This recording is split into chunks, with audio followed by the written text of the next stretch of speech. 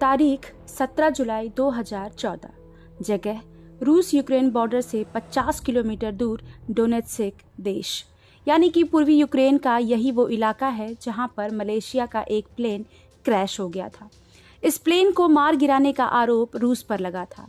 इस प्लेन में ज़्यादातर सवार लोग ऑस्ट्रेलिया और नीदरलैंड्स के थे। करीब 8 साल पुराना ये मामला अब रूस के गले की फांस बन गया है। एक तरफ रूस यूक्रेन के साथ युद्ध लड़ रहा है, जो कि पिछले 21 दिन से लगातार जारी है। वहीं दूसरी तरफ प्लेन क्रैश के इस मामले को लेकर ऑस्ट्रेलिया और नीदरलैंड्स रूस के खिलाफ कानूनी कार्रवाई करने का मन बना चुके हैं। इन दोनों ही देशों ने संयुक्त राष्ट्र की एविएशन एजेंसी में केस शुरू करने का फैसला किया है। आइए आपको बताते हैं कि ये पूरा मामला आखिर है क्या। दरअसल जुलाई 2014 में मलेशिया का एक प्लेन पूर्वी यूक्रेन में क्रैश हो गया था।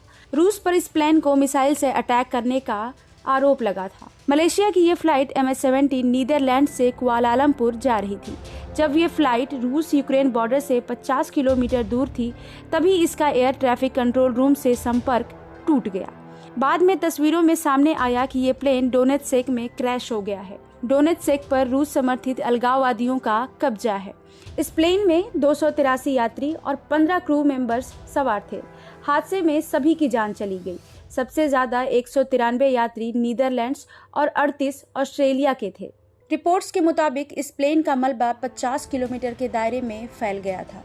बाद में नीदरलैंड्स ने इस प्लेन क्रैश की जांच भी शुरू की। करीब 2 साल तक चली जांच के बाद डच सेफ्टी बोर्ड ने सितंबर 2016 में अंतरिम रिपोर्ट पेश की। इस रिपोर्ट में बताया गया कि ये प्लेन क्रैश नहीं हुआ था, बल्कि इसे रूस की सेना ने मिसाइल से मार गिराया था। नवंबर 2019 में पूरी रिपोर्ट सामने आई।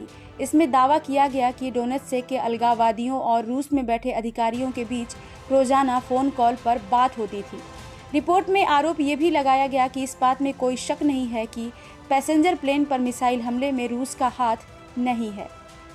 तो वहीं रूस और डोनेत्स्क के अलगाववादियों ने इन सभी आरोपों को सिरे से खारिज कर दिया और कहा कि रिपोर्ट में जिस मिसाइल से हमले का जिक्र किया गया है, वो मिसाइल बननी बंद हो गई है और रूसी सेना उसका इस्तेमाल नहीं करती है।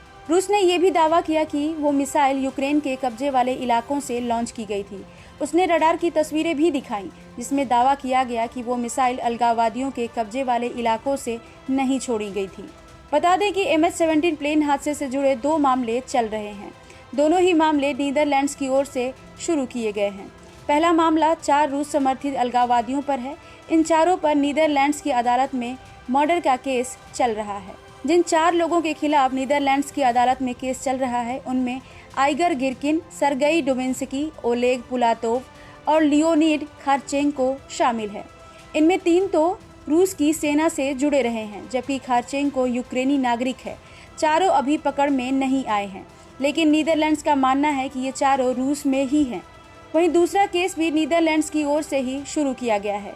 नीदरलैंड्स ने जुलाई 2020 में European court of human rights में रूस के खिलाफ केस दायर किया था। अब देखना ये है कि नीदरलैंड और ऑस्ट्रेलिया के इस एक्शन के बाद रूस के राष्ट्रपति व्लादिमीर पुतिन का क्या रिएक्शन सामने आता है।